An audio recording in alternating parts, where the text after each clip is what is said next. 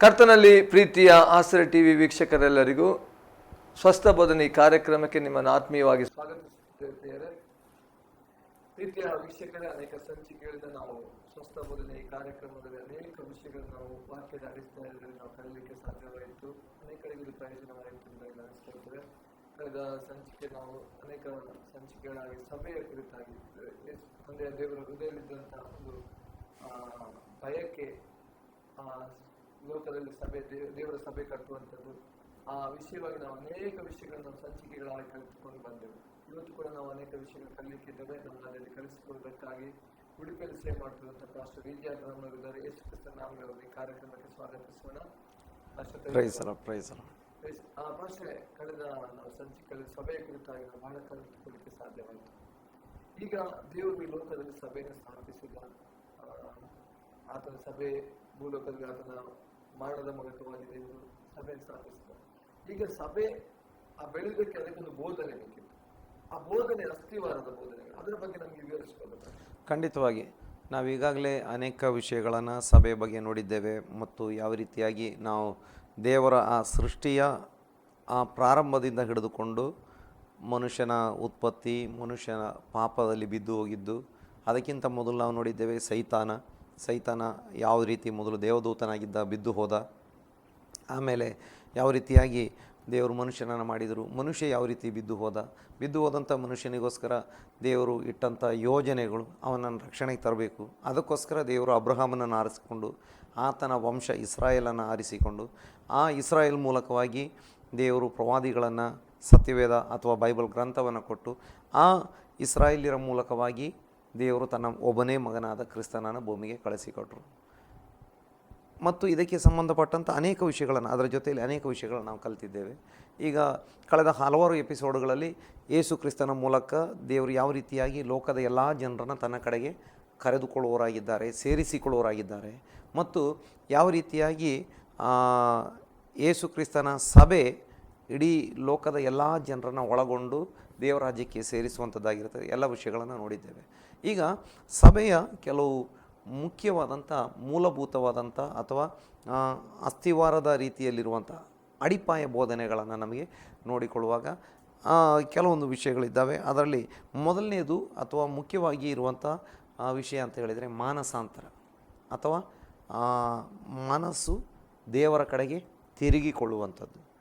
ಇನ್ನೊಂದು ರೀತಿಯಲ್ಲಿ ನಾವು ಹಿಂದೆ ಬೇರೆ ಎಪಿಸೋಡಲ್ಲಿ ಕೂಡ ಇದಕ್ಕೆ ಸಂಬಂಧಪಟ್ಟಂತೆ ನೋಡಿದ್ದೇವೆ, ಪಶ್ಚಾತ್ತಾಪ ಎಂಬುದಾಗಿ. ಈಗ ಇದನ್ನು ಸಭೆಗೆ ಸಂಬಂಧಪಟ್ಟಂಥ ರೀತಿಯಲ್ಲಿ ನಾವು ನೋಡುವಾಗ, ಈಗ ನೋಡಿ, ನಾನು ಹಿಂದೆ ಹೇಳಿದ್ದೆ, ಯೇಸು ಕ್ರಿಸ್ತರು ಲೋಕಕ್ಕೆ ಬರೋದಕ್ಕಿಂತ ಮುಂಚೆ ಹಳೆ ಒಡಂಬಡಿಕೆ ಕಾಲದಲ್ಲಿದ್ದಂಥ ದೇವ ಜನರನ್ನು ಹಳೆ ಒಡಂಬಡಿಕೆ ಸಭೆ ಅಥವಾ ಇಸ್ರಾಯೇಲಿರುವಂತ ಕರೀತಾಯಿದ್ರು. ಈಗ ಅದು ಒಂದು ಕುಟುಂಬದ ಮೂಲಕ ಬಂದಂಥ ಒಂದು ಸಭೆ, ಒಂದು ಕುಟುಂಬ ಸಭೆ ಅಂತ ಹೇಳ್ಬೋದು. ಆದರೆ ಹೊಸ ಒಡಂಬಡಿಕೆಯಲ್ಲಿ ಬಂದಾಗ ಇಡೀ ಲೋಕದ ಎಲ್ಲ ಕುಟುಂಬಗಳು ಅಥವಾ ಎಲ್ಲ ಜನಾಂಗಗಳಿಂದ ಸೇರಿಕೊಂಡು ದೇವರು ಸಭೆಯನ್ನು ಮಾಡಿದ್ದಾರೆ. ಅಥವಾ ಇನ್ನೊಂದು ರೀತಿಯಲ್ಲಿ ಹೇಳ್ಬೋದು, ಇಸ್ರಾಯೇಲರು ಮತ್ತು ಅನ್ಯ ಜನರು ಒಟ್ಟಿಗೆ ಸೇರಿಕೊಂಡು ಇರುವಂಥದ್ದನ್ನು ಈಗ ಹೊಸ ಒಡಂಬಡಿಕೆಯಲ್ಲಿ ಸಭೆ ಎಂಬುದಾಗಿ ಕರೀತಾರೆ. ಈ ಸಭೆಯ ಮುಖ್ಯವಾದಂಥ ಬೋಧನೆ ಅಂತ ಹೇಳಿದರೆ ಅದು ಮಾನಸಾಂತರ, ಅಥವಾ ಇನ್ನೂ ಕೂಡ ಬೋಧನೆಗಳಿದ್ದಾವೆ, ಅವು ಕೂಡ ಇಷ್ಟೇ ಪ್ರಾಮುಖ್ಯವಾದಂಥದ್ದೇ. ಆದರೆ ಮುಖ್ಯವಾದ ಬೋಧನೆಗಳಲ್ಲಿ ಒಂದು ಅಥವಾ ಪ್ರಥಮ ಬೋಧನೆ ಅಂತ ಹೇಳಿದರೆ ಮಾನಸಾಂತರ. ಈ ಮಾನಸಾಂತರಕ್ಕೆ ಸಂಬಂಧಪಟ್ಟಂಥ ಕೆಲವೊಂದು ವಾಕ್ಯಗಳನ್ನು ಸತ್ಯವೇದದಿಂದ ಕಲಿಯುವಾಗ ಸಭೆಗೆ ಒಬ್ಬ ವ್ಯಕ್ತಿ ಹೇಗೆ ಸೇರ್ತಾನೆ, ಅಥವಾ ದೇವರ ರಾಜ್ಯಕ್ಕೆ, ಸಭೆಗೆ ಸೇರುವುದು ಅಂತೇಳಿದರೆ ಇನ್ನೊಂದು ಅರ್ಥದಲ್ಲಿ ದೇವರ ರಾಜ್ಯಕ್ಕೆ ಸೇರುವುದು ಅಂತಲೇ ಅರ್ಥ ಆಗ್ತದೆ. ಯಾವ ರೀತಿ ಸೇರಲಿಕ್ಕೆ ಆಗ್ತದೆ, ಯಾವ ರೀತಿಯಾಗಿ ಮಾನಸಾಂತರ ಮುಖ್ಯವಾದದ್ದು ಎಂಬುದನ್ನು ನಮಗೆ ಕಂಡುಕೊಳ್ಳಲಿಕ್ಕೆ ಸಾಧ್ಯವಾಗ್ತದೆ. ಓದಿಕೊಳ್ಳೋಣ. ಅಪೊಸ್ತಲರ ಕೃತ್ಯಗಳು 2ನೇ ಅಧ್ಯಾಯ 38ನೇ ವಾಕ್ಯವನ್ನು ಓದಿಕೊಳ್ಳೋಣ. ಪೇತ್ರನು ಅವರಿಗೆ, ನಿಮ್ಮ ಪಾಪಗಳು ಪರಿಹಾರವಾಗುವುದಕ್ಕಾಗಿ ನಿಮ್ಮಲ್ಲಿ ಪ್ರತಿಯೊಬ್ಬರು ದೇವರ ಕಡೆಗೆ ತಿರುಗಿಕೊಂಡು ಯೇಸು ಕ್ರಿಸ್ತನ ಹೆಸರಿನ ಮೇಲೆ ದೀಕ್ಷಾ ಸ್ನಾನ ಮಾಡಿಸಿಕೊಳ್ಳಿರಿ. ಇಲ್ಲಿ ನಿಮ್ಮ ಪಾಪಗಳು ಪರಿಹಾರವಾಗುವುದಕ್ಕಾಗಿ ನಿಮ್ಮಲ್ಲಿ ಪ್ರತಿಯೊಬ್ಬರು ದೇವರ ಕಡೆಗೆ ತಿರುಗಿಕೊಂಡು, ಈಗ ದೇವರ ಕಡೆಗೆ ತಿರುಗಿಕೊಳ್ಳಿರಿ ಅಂದರೆ ದೇವರಿಗೆ ಮುಖ ತೋರಿಸುವುದಿಲ್ಲ. ಅಂದರೆ ಏನಾಗಿದೆ ಅಂತ ಹೇಳಿದರೆ, ಸಾಧಾರಣವಾಗಿ ನಮ್ಮ ಇವತ್ತಿನ ಆಡು ಭಾಷೆಯಲ್ಲಿ ಮುಖ ತೋರಿಸೋದಿಲ್ಲ, ಮುಖ ನೋಡೋದಿಲ್ಲ ಅಂತ ಹೇಳಿದರೆ ಅದರ ಅರ್ಥ ಒಂದು ವೈರತ್ವ ಅಥವಾ ಏನೋ ಒಂದು ದ್ವೇಷ ಅಥವಾ ಮಾತಾಡೋದಿಲ್ಲ, ಕೋಪ, ಕೋಪ, ಈ ರೀತಿಯಾಗಿ ನೋಡ್ತೇವೆ. ಈಗ ದೇವರು ನಮ್ಮ ಮುಖ ನೋಡ್ತಾ ಇದ್ದಾರೆ, ನೋಡಲಿಕ್ಕೆ ಇಷ್ಟಪಡ್ತಾ ಇದ್ದಾರೆ. ದೇವರು ನಮ್ಮನ್ನು ಹುಡುಕಿಕೊಂಡು ನಮ್ಮ ಹತ್ತಿರ ಬಂದಿದ್ದಾರೆ. ನಾವು ದೇವರ ಹತ್ತಿರದಲ್ಲಿ ನಿಂತುಕೊಂಡ್ರೂ ಕೂಡ ದೇವರಿಗೆ ನಾವು ಮುಖ ಕೊಡದಂಥ ಒಂದು ಪರಿಸ್ಥಿತಿಗೆ ಮಾನಸಾಂತರ ಇಲ್ಲದಂಥ ಒಂದು ಜೀವಿತ ಅಂತ, ಅಥವಾ ದೇವರೊಂದಿಗೆ ಒಂದಾಗಲಿಲ್ಲ. ಅದಕ್ಕೆ ದೇವರು ವಾಕ್ಯ ಹೇಳ್ತದೆ, ನಾವು ಅಶಕ್ತರು, ಬಲಹೀನರು, ಪಾಪಿಗಳು, ಅನೀತಿವಂತರು, ಉಪಕಾರ ನೆನೆಸದವರು, ದೇವರ ರಾಜ್ಯಕ್ಕೆ ವೈರಿಗಳು ಆಗಿದ್ದೇವೆ ಅಂತ ಹಿಂದೆ. ಹಾಗಿರುವಾಗಲೇ ಯೇಸುಸ್ವಾಮಿ ನಮ್ಮನ್ನು ರಕ್ಷಿಸಲಿಕ್ಕಾಗಿ ಭೂಮಿಗೆ ಬಂದರು, ನಮಗೋಸ್ಕರ ಪ್ರಾಣ ಕೊಟ್ಟರು ಮತ್ತು ದೇವರ ಪ್ರೀತಿಯನ್ನು ಸಿದ್ಧಾಂತಪಡಿಸಿದರು ಅಂತ ದೇವರ ವಾಕ್ಯದಲ್ಲಿ ರೋಮಪತ್ರಿಕೆ 5ನೇ ಅಧ್ಯಾಯದಲ್ಲಿ ಅದರ 5ರಿಂದ ಮುಂದೆ ಇರುವಂಥ ವಾಕ್ಯಗಳನ್ನು ನೋಡಲಿಕ್ಕೆ ಸಾಧ್ಯವಾಗ್ತದೆ. ಈಗ ಈ ಪಾಯಿಂಟಿಗೆ ಬರುವಾಗ, ನಿಮ್ಮಲ್ಲಿ ಪ್ರತಿಯೊಬ್ಬನೂ ದೇವರ ಕಡೆಗೆ ತಿರುಗಿಕೊಂಡು, ಅದನ್ನೇ ನಾವು ಮೂಲ ಭಾಷೆಯಲ್ಲಿ ನೋಡ್ತೇವೆ, ಅಥವಾ ಇದರ ಒಂದು ಸರಿಯಾದ ಭಾಷಾಂತರದಲ್ಲಿ ಮಾನಸಾಂತರ. ನಿಮ್ಮ ಮನಸ್ಸು ಬದಲಾಗಬೇಕು. ದೇವರಿಗೆ ಏನು ಬೆನ್ನು ತೋರಿಸಿದ್ದೀರಿ ಅದು ಬದಲಾಗಿ ದೇವರಿಗೆ ಮುಖ ಕೊಡುವಂಥವರಾಗಬೇಕು. ದೇವರೊಂದಿಗೆ ಒಂದು ನಿಜವಾದ ಸಂಬಂಧಕ್ಕೆ ಬರಬೇಕು. ಇನ್ನೊಂದು ಅರ್ಥದಲ್ಲಿ ಅಲ್ಲಿ ಪಶ್ಚಾತ್ತಾಪ ಉಂಟಾಗಬೇಕು ಅಂತ, ಮಾಡಿದ ಪಾಪಗಳಿಗೋಸ್ಕರ ಪಶ್ಚಾತ್ತಾಪ ಉಂಟಾಗಬೇಕು. ನೋಡಿ, ಇನ್ನೊಂದೆರಡು ಕೆಲವು ವಾಕ್ಯಗಳನ್ನು ಓದಿಕೊಳ್ಳೋಣ. ಲೂಕನ ಬರೆದ ಸುವಾರ್ತೆ 13ನೇ ಅಧ್ಯಾಯ 3ನೇ ವಾಕ್ಯ ಮತ್ತು 5ನೇ ವಾಕ್ಯ ನೋಡಿಕೊಳ್ಳೋಣ. ಹಾಗೆ ಭಾವಿಸಕೂಡದೆಂದು ನಿಮಗೆ ಹೇಳುತ್ತೇನೆ, ದೇವರ ಕಡೆಗೆ ತಿರುಗಿಕೊಳ್ಳದಿದ್ದರೆ ನೀವೆಲ್ಲರೂ ಹಾಗೆ ಹಾಳಾಗಿ ಹೋಗುವಿರಿ. 5ನೇ ವಾಕ್ಯ, ಹಾಗಲ್ಲವೆಂದು ನಿಮಗೆ ಹೇಳುತ್ತೇನೆ, ದೇವರ ಕಡೆಗೆ ತಿರುಗಿಕೊಳ್ಳದಿದ್ದರೆ ನೀವೆಲ್ಲರೂ ಅವರಂತೆ ಹಾಳಾಗಿ ಹೋಗುವಿರಿ ಅಂತ ಹೇಳಿದ್ದಾರೆ. ನೋಡಿ, ದೇವರ ಕಡೆಗೆ ತಿರುಗಿಕೊಳ್ಳದಿದ್ದರೆ, ಮಾನಸಾಂತರ ಹೊಂದದೇ ಹೋದರೆ ನೀವು ಹಾಳಾಗಿ ಹೋಗುವಿರಿ ಅಂತ. ಅಂದ್ರೆ ಮನುಷ್ಯನು ತನ್ನ ದಾರಿಯನ್ನು ಹಿಡ್ಕೊಂಡು ಹೋಗ್ತಿದ್ದ. ಮಾನಸಾಂತರ ಅಂದರೆ ದೇವರಿಗೆ ಮುಖ ಕೊಡಲ್ಲ. ಈಗ ಅವನು ದೇವರಿಗೆ ಬೆನ್ನು ತೋರಿಸಿ ಅವನು ತನ್ನ ದಾರಿಯಲ್ಲಿ ಹೋಗ್ತಾ ಇದ್ದಾನೆ. ದೇವರ ಕಡೆಗೆ ತಿರುಗಿಕೊಂಡ್ರೆ ದೇವರ ದಾರಿಯಲ್ಲಿ ನಡೆಯೋದು.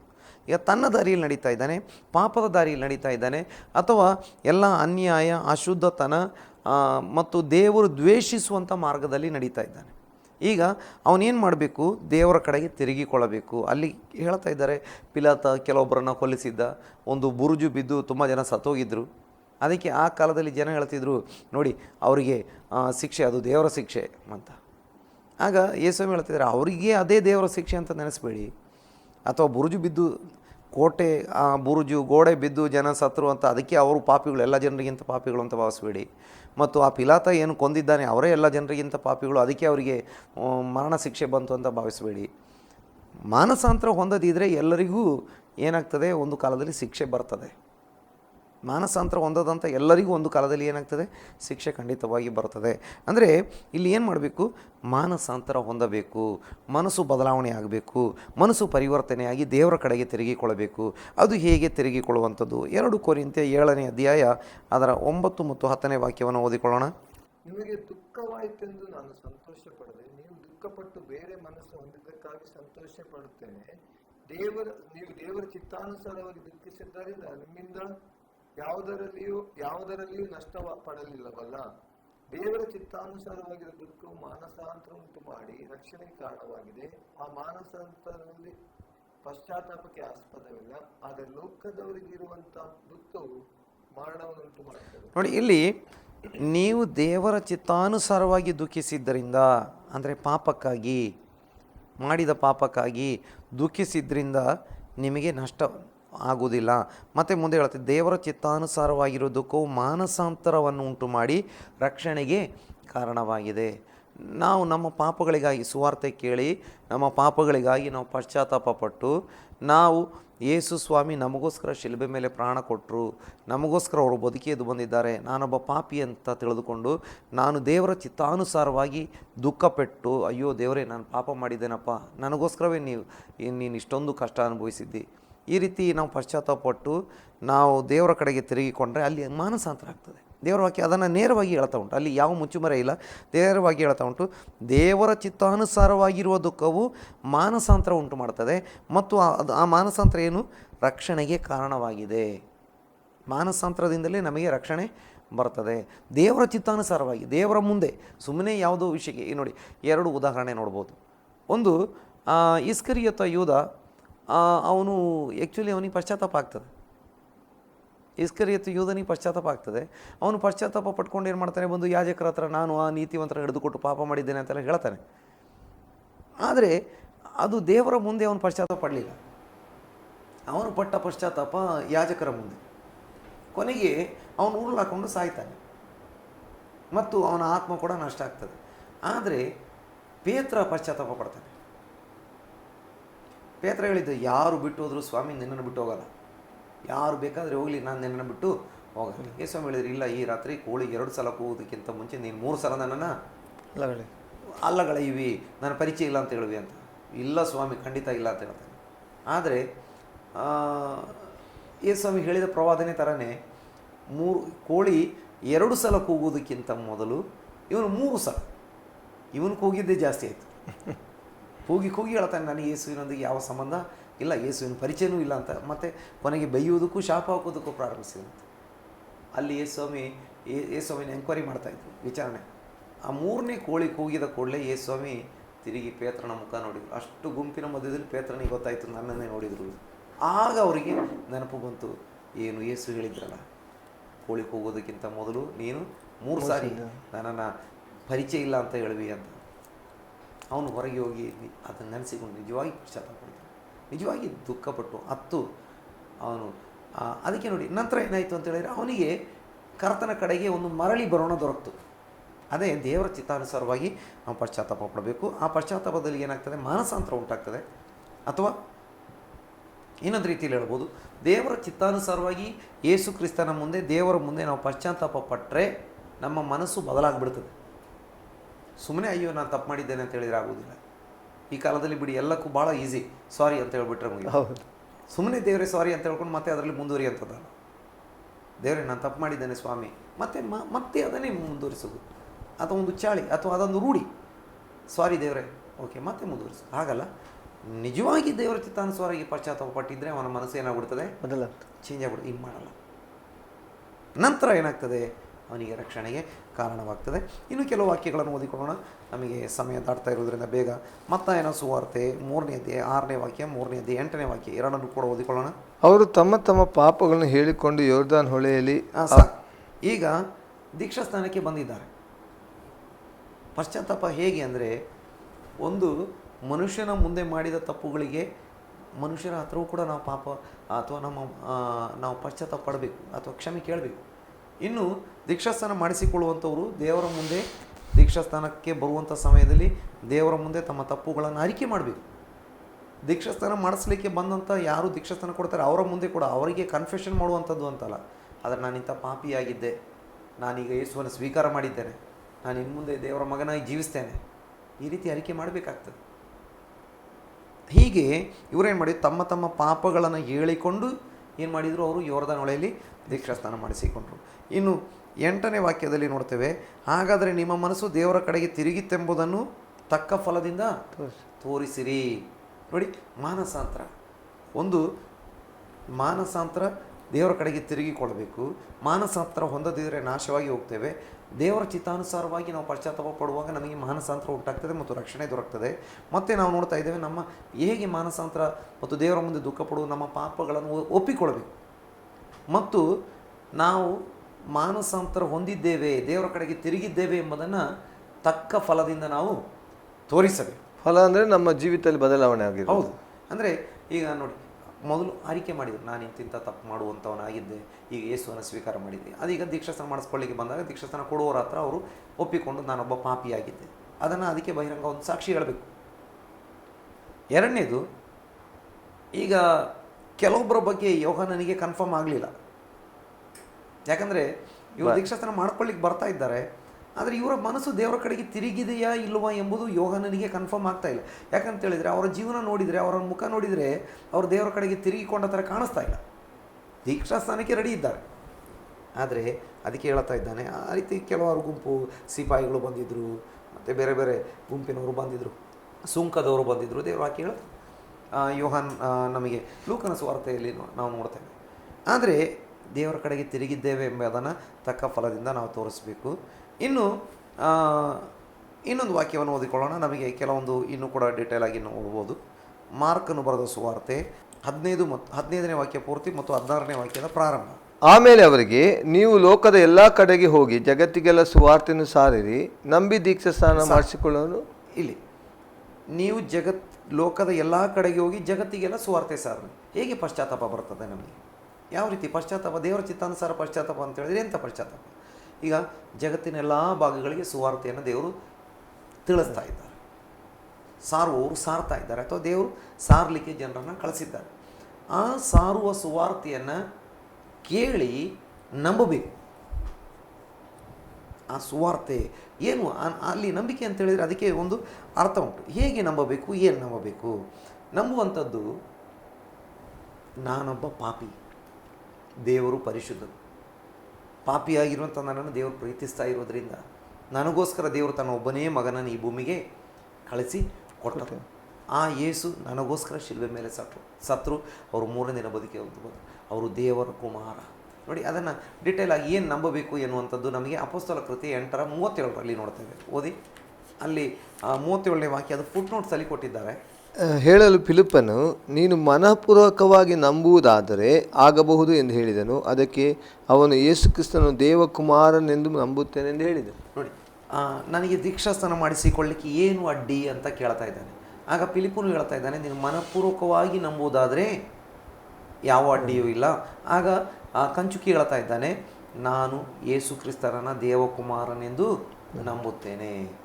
ನೋಡಿ, ನಂಬಿ ದೀಕ್ಷಾಸ್ನಾನ ಮಾಡಿಸ್ಕೊಳ್ಬೇಕು. ಈಗ ಇಷ್ಟೇ.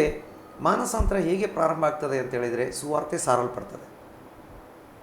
ಯೇಸು ನಿಮಗೋಸ್ಕರ ಭೂಮಿಯಲ್ಲಿ ಮನುಷ್ಯರಾಗಿ ಬಂದರು, ನಿಮ್ಮ ಪಾಪಕ್ಕೋಸ್ಕರ ಶಿಲುಬೆ ಮೇಲೆ ಸತ್ತರು, ನಿಮಗೋಸ್ಕರ ಅವರು ಬದುಕಿ ಎದ್ದು ಬಂದಿದ್ದಾರೆ. ಈಗ ಅದನ್ನು ಕೇಳಿ ನಂಬಿ, ನಾನೊಬ್ಬ ಪಾಪಿ, ದೇವರು ಪರಿಶುದ್ಧನು, ಒಬ್ಬನೇ ದೇವರು, ಆತ ಪರಿಶುದ್ಧನಾದ ದೇವರು, ಆತ ಪಾಪಿಯಾಗಿರುವಂಥ ನನ್ನನ್ನು ಪ್ರೀತಿಸಿ ನನ್ನ ಪಾಪದಿಂದ ನನ್ನನ್ನು ಬಿಡಿಸೋದಕ್ಕೋಸ್ಕರ ಶಿಲುಬೆ ಮೇಲೆ ಮನುಷ್ಯರಾಗಿ ಭೂಮಿಗೆ ಬಂದರು. ಅವರು ಕನ್ನಿಕೆಯಲ್ಲಿ ಹುಟ್ಟಿದರು, ಮನುಷ್ಯರಾಗಿ ಭೂಮಿಗೆ ಬಂದರು, 33.5 ವರ್ಷ ಬದುಕಿದರು. ಅವ್ರು ನಮಗೋಸ್ಕರ ಶಿಲುಬೆ ಮೇಲೆ ಪ್ರಾಣ ಕೊಟ್ಟರು. ಅವರಲ್ಲಿ ಯಾವ ತಪ್ಪು ಪಾಪ ಇರಲಿಲ್ಲ. ನನಗೋಸ್ಕರವೇ ಅವರು ಶಿಲುಬೆ ಮೇಲೆ ಪ್ರಾಣ ಕೊಟ್ಟು ನನಗೋಸ್ಕರ ಬದುಕಿದ್ದು ಬಂದಿದ್ದಾರೆ. ಅವರು ನಿಜವಾದ ದೇವಕುಮಾರ. ನಾವು ಹೃದಯಪೂರ್ವಕವಾಗಿ ನಂಬಬೇಕು. ಹಾಗಾದರೆ ನಮಗೆ ರಕ್ಷಣೆ ದೊರಕ್ತದೆ. ಹಾಗೆ ನಂಬಿ ದೀಕ್ಷಾಸ್ನಾನ ಮಾಡಿಸಿಕೊಂಡ್ರೆ ನಮಗೆ ರಕ್ಷಣೆ ದೊರಕ್ತದೆ. ಅದಕ್ಕೋಸ್ಕರ ಮಾನಸಾಂತರ ಹೇಗೆ ಬರ್ತದೆ ಅಂತ ಹೇಳಿದರೆ, ಸಾರಿದ ಸುವಾರ್ತೆಯನ್ನು ಕೇಳಿ ನಂಬಬೇಕು. ನಂಬಿದಾಗ ನನ್ನ ಪಾಪದ ಬಗ್ಗೆ ನನಗೆ ತಿಳುವಳಿಕೆ ಬರ್ತದೆ. ದೇವರು ಪರಿಶುದ್ಧನು ಎಂಬುದು ನಮಗೆ ಗೊತ್ತಾಗ್ತದೆ. ಹಾಗೆ ಗೊತ್ತಾಗಿ ದೇವರ ಚಿತ್ತಾನುಸಾರವಾಗಿ ಮನಪೂರ್ವಕವಾಗಿ ನಾವು ನಂಬಿ ಪಶ್ಚಾತ್ತಾಪ ಪಡುವಾಗ ನಮಗೆ ಮಾನಸಾಂತರ, ನಮ್ಮ ಮನಸ್ಸು ಬದಲಾಯಿತು. ನಮ್ಮ ಮನಸ್ಸು ಬದಲಾಗಿಬಿಟ್ರೆ ಜೀವನ ಬದಲಾಗಿಬಿಡ್ತದೆ. ಜೀವನ ಬದಲಾಯಿತು, ಮನಸ್ಸು ಬದಲಾಯಿತು, ಈಗ ನಮಗೆ ರಕ್ಷಣೆ ದೊರಕುತ್ತದೆ.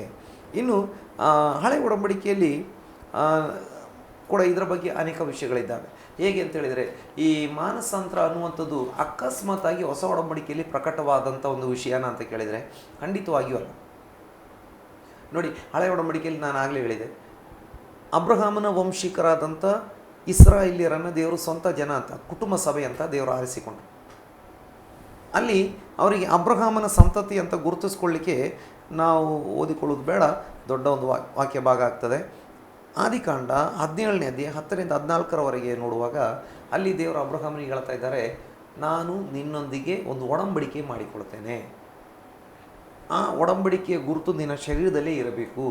ಏನಂದರೆ, ನಿಮ್ಮಲ್ಲಿರುವ ಪುರುಷರೆಲ್ಲರೂ ಅದು ಅವರು ಮನೆಯಲ್ಲಿ ಹುಟ್ಟಿ 8 ದಿನ ಆದಾಗ, ಅಥವಾ ಹುಟ್ಟಿ ಮನೆಯಲ್ಲಿ ಹುಟ್ಟಿದ್ರು, ಕ್ರಯಕ್ಕೆ ಕೊಂಡುಕೊಳ್ಳಕೊಂಡಿದ್ರು, ಹಾಗೆ ವಾಕ್ಯ ಡೀಟೇಲ್ ಹೇಳ್ತದೆ. ಇರಲಿ, ಈಗ ಪ್ರಾಯಸ್ಥರಾಗಿದ್ದರೂ ಮಾಡಿಸಿಕೊಳ್ಳಬೇಕು, ಇಲ್ಲ ಹುಟ್ಟಿ 8 ದಿನ ಆದರೆ ಆ ಪ್ರತಿ ಪುರುಷರಿಗೆ ಏನು ಮಾಡಬೇಕು ಅಂತ ಹೇಳಿದರೆ ಸುನ್ನತಿಯನ್ನು ಮಾಡಬೇಕು ಅಂತ. ಅಂದರೆ ಹಳೆ ಒಡಂಬಡಿಕೆಯಲ್ಲಿ ಸುನ್ನತಿ ಅಂತ ಹೇಳಿದ್ದುಂಟು. ಇನ್ನು ಅದೇ ಹಳೆ ಒಡಂಬಡಿಕೆಯಲ್ಲಿ ಸುನ್ನತಿಗೆ ಇನ್ನೊಂದು ಅರ್ಥ ಉಂಟು ಎಂಬುದನ್ನು ಕೂಡ ಹೇಳಿದ್ದಾರೆ. ಧರ್ಮೋಪದೇಶ ಕಾಂಡ 10ನೇ ಅಧ್ಯಾಯ ಅದರ 16ನೇ ವಾಕ್ಯವನ್ನು ಓದಿಕೊಳ್ಳ್ರಿ. ಆದುದರಿಂದ ನೀವು ಆಜ್ಞೆಗೆ ಮಣಿಯದ ನಿಮ್ಮ ದುಸ್ವಭಾವವನ್ನು ಬಿಟ್ಟು ನಿಮ್ಮ ಹೃದಯದಲ್ಲೇ ಸುನ್ನತಿ ಮಾಡಿಕೊಳ್ಳಿರಿ. ನೋಡಿ, ಅಲ್ಲಿ ಹಳೆ ಒಡಂಬಡಿಕೆಯಲ್ಲಿ ಕುಟುಂಬ ಸಭೆ ಆಗಿತ್ತು, ಮತ್ತು ಆ ಕುಟುಂಬದ ಮೂಲಕವಾಗಿ ದೇವರು ಇಡೀ ಲೋಕದ ಜನರನ್ನು ತನ್ನ ಕಡೆಗೆ ತರಬೇಕೆಂಬಂಥ ಉದ್ದೇಶ ಇಟ್ಕೊಂಡಿದ್ರು. ಪ್ರವಾದಿಗಳನ್ನು ತಂದರು, ವಾಕ್ಯಗಳನ್ನು ತಂದರು, ಕೊನೆಯದಾಗಿ ತನ್ನ ಒಬ್ಬನೇ ಮಗನಾದ ಕ್ರಿಸ್ತನನ್ನು ಈ ಭೂಮಿಗೆ ಕಳಿಸಿಕೊಟ್ರು. ಈಗ ಅಲ್ಲಿಯೂ ಕೂಡ ಬೇಸಿಕ್ ಥೀಮ್ ಬಂದಾಗ ಮಾನಸಾಂತರವೇ. ಅದಕ್ಕೆ ದೇವರು ಏನು ಮಾಡಿದರು, ಅವರಿಗೆ ಶರೀರದಲ್ಲಿ ಒಂದು ಗುರುತು ಕೊಟ್ಟರು. ಏನಂತ ಹೇಳಿದರೆ, ಸುನ್ನತಿ ಮಾಡಿಕೊಳ್ಳಬೇಕು. ಆದರೆ ಸುನ್ನತಿಗೆ ಬರೀ ಶರೀರದಲ್ಲಿ ಏನೋ ಒಂದು ಸ್ವಲ್ಪ ಗಾಯ ಮಾಡಿಕೊಳ್ಳುವಂಥದ್ದು ಅಥವಾ ಏನೋ ಒಂದು ಗುರುತು ಮಾಡಿಕೊಳ್ಳುವಂಥದ್ದು ಎನ್ನುವಂಥ ಅದೇ ಒಂದು ಸಣ್ಣ ಅರ್ಥ ಅಥವಾ ಆ, ಒಂದು ಪರಿಮಿತವಾದ ಅರ್ಥ ಮಾತ್ರವಲ್ಲದೆ ಅದಕ್ಕೊಂದು ದೊಡ್ಡ ಅರ್ಥ ಉಂಟು, ಒಂದು ದೊಡ್ಡ ಅರ್ಥ ವ್ಯಾಪ್ತಿ ಉಂಟು. ಆ ಅರ್ಥ ವ್ಯಾಪ್ತಿಗೆ ಬರುವಾಗ ಅದರ ಅರ್ಥ ಏನು ಅಂತ ಹೇಳಿದರೆ, ನಿಮ್ಮ ಹೃದಯಕ್ಕೇ ಮಾನಸಾಂತರ ಆಗಬೇಕು, ಹೃದಯಕ್ಕೇ ಸುನ್ನತಿ ಆಗಬೇಕು, ಹೃದಯ ಪರಿವರ್ತನೆ ಆಗಬೇಕು ಅಂತ. ಈಗ ನೋಡಿ, ಯೆರೆಮೀಯ 4:4 ನೋಡ್ಕೊಳ್ಳಿ. ಯೆಹೂದದವರೇ, ಯೆರೂಸಲೇಮಿನ ನಿವಾಸಿಗಳೇ, ನಿಮ್ಮ ಹೃದಯದ ಮುಂದೊಗಲನ್ನು ತೆಗೆದುಹಾಕಿ ಯೆಹೋವನಿಗಾಗಿ ಸುನ್ನತಿಯಾಗಿರಿ. ನೋಡಿ, ನಿಮ್ಮ ಹೃದಯದ ಮುಂದೊಗಲನ್ನು ತೆಗೆದುಹಾಕಿ ಯೆಹೋವನಿಗಾಗಿ ಸುನ್ನತಿಯಾಗಿರಿ. ನೋಡಿ, ಅಲ್ಲಿ ಆ ಸುನ್ನತಿ ಎಂಬ ಪದ ಬರುವಂಥದ್ದು ಹೃದಯಕ್ಕೆ ಸುನ್ನತಿ ಮಾಡಿಕೊಳ್ಬೇಕು.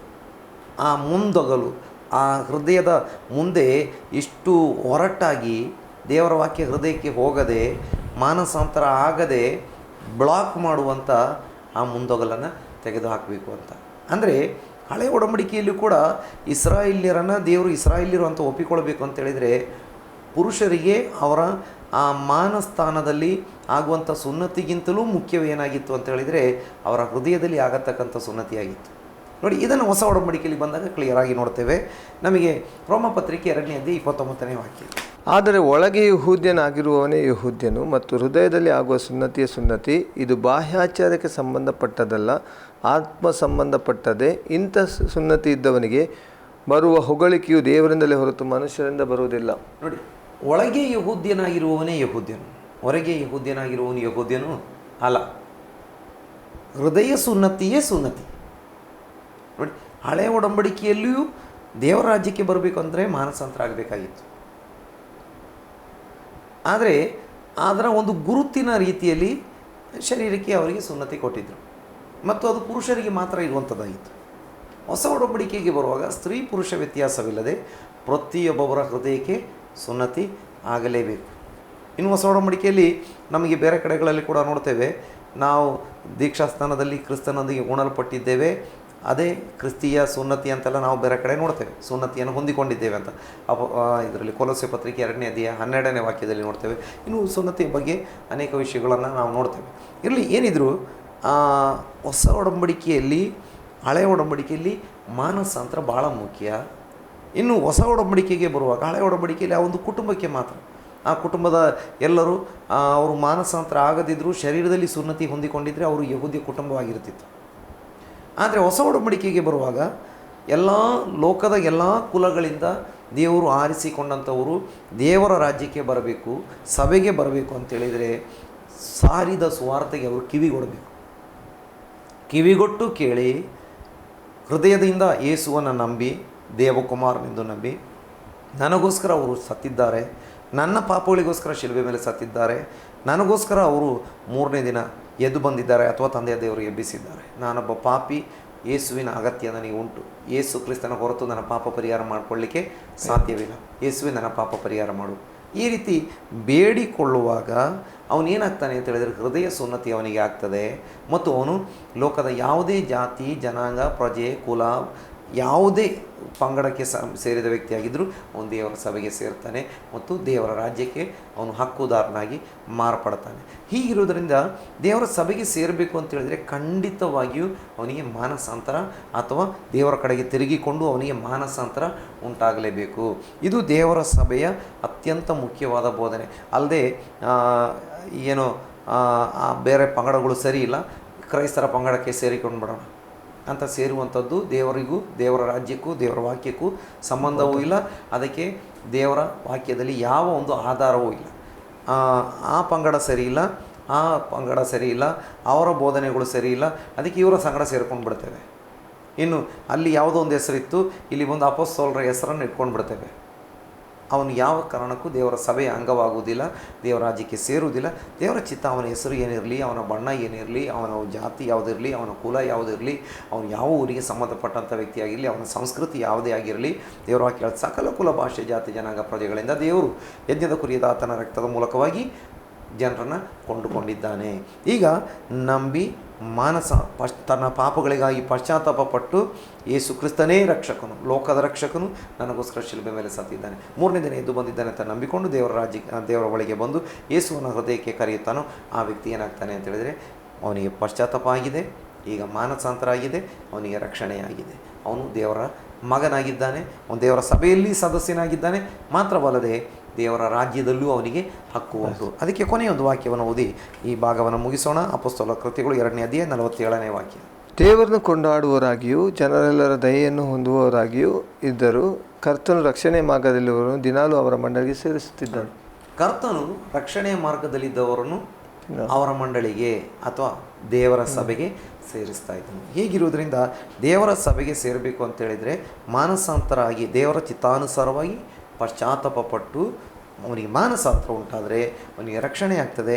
ಈ ರಕ್ಷಣೆಯ ಮಾರ್ಗಕ್ಕೆ ಯಾರು ಬಂದಿದ್ದಾರೆ ಅವ್ರನ್ನ ಕ್ರಿಸ್ತನು ಅಥವಾ ದೇವರು ತನ್ನ ಸಭೆಗೆ ಸೇರಿಸುವನಾಗಿದ್ದಾನೆ. ಕರ್ತನಲ್ಲಿ ಪ್ರೀತಿಯ ವೀಕ್ಷಕರೇ, ಇವತ್ತಿನ ಕಾರ್ಯಕ್ರಮದ ಮೂಲಕವಾಗಿ ಒಂದು ಸಭೆಗೆ ಅಥವಾ ಕ್ರಿಸ್ತನ ಸಭೆಗೆ ಹೇಗೆ ಸೇರಬಹುದು, ನಮ್ಮಲ್ಲಿ ಒಂದು ಸರಿಯಾದ ಮಾನಸಾಂತರ ಉಂಟಾಗೋದಾದರೆ, ಅದು ದೇವರ ಚಿತ್ತಾನುಸಾರವಾದ ಮಾನಸಾಂತರ ಉಂಟಾಗೋದಾದರೆ ಕರ್ತನ ಸಭೆಯಲ್ಲಿ ನಾವು ಅಥವಾ ಕ್ರಿಸ್ತನ ಅಂಗದಲ್ಲಿ ನಾವು ಪಾಲುಗಾರರಾಗ್ತೇವೆ ಎಂಬುದಾಗಿ ಸೇವಕರು ಹೇಳಿದರು. ಒಂದು ವೇಳೆ ಯಾರೂ ಸಹ ನಮ್ಮನ್ನು ನೋಡುವವರು ಇಲ್ಲಿವರೆಗೆ ನಾವು ಕ್ರಿಸ್ತನ ಕಡೆಗೆ ಮಾನಸಾಂತರದೊಂದಿಗೆ ಬರದಿದ್ದರೆ ಇವತ್ತು ನಮಗೆ ಅವಕಾಶ. ನಮ್ಮ ಪಾಪಗಳನ್ನು ತೊಳೆಯುವಂಥ ಕ್ರಿಸ್ತನ ರಕ್ತದ ಮುಂದೆ ನಮ್ಮನ್ನು ಒಪ್ಪಿಕೊಳ್ಳೋಣ, ನಮ್ಮ ಪಾಪಗಳನ್ನು ಅರಿಕೆ ಮಾಡೋಣ. ದೇವರೇ, ನಾನು ನಿನ್ನ ಕಡೆಗೆ ತಿರುಗುತ್ತೇನೆ, ನಾನು ಪಾಪಿ ಎಂಬುದಾಗಿ ಒಪ್ಪಿಕೊಂಡು ಕ್ರಿಸ್ತನ ಕಡೆಗೆ ತಿರುಗಿಕೊಳ್ಳೋಣ. ನಮಗೆ ಕರ್ತನು ಮಾಡಿದ ಒಂದು ಒಳ್ಳೆಯ ಅವಕಾಶವನ್ನು ನಾವು ಉಪಯೋಗಿಸಿಕೊಳ್ಳೋಣ ಎಂಬುದಾಗಿ ಹೇಳುತ್ತಾ ಇವತ್ತಿನ ಕಾರ್ಯಕ್ರಮ ನಾವು ಮುಗಿಸಲಿಕ್ಕೆ ಬಯಸ್ತೇವೆ. ನಮ್ಮದಲ್ಲಿ ಆಸರೆ ಟಿವಿಯಲ್ಲಿ ಬಂದು ವಿಸ್ತಾರವಾಗಿ ಈ ಸ್ವಸ್ಥ ಬೋಧನೆ ಕಾರ್ಯಕ್ರಮದಲ್ಲಿ ನಮಗೆ ಮಾನಸಾಂತರದ ಕುರಿತಾಗಿ ಅಡಿಸ್ಥಾಯ ಬೋಧನೆ ಕಳಿಸಿದಂಥ ದೇವ ಸೇವಕರಿಗೆ ಆಸರೆ ಟಿ ಪರವಾದಂಥ ವಂದನೆಗಳು. ಅಷ್ಟೇ. ಪ್ರೀತಿಯ ವೀಕ್ಷಕರೇ, ಇನ್ನೊಂದು ಕಾರ್ಯಕ್ರಮದಲ್ಲಿ ನಾವು ಬರಲಿಕ್ಕಿದ್ದೇವೆ. ತಪ್ಪದೆ ವೀಕ್ಷಿಸಿ. ನಿಮ್ಮ ನೆಚ್ಚಿನ ಆಸರೆ ಟಿವಿ ವಂದನೆಗಳು.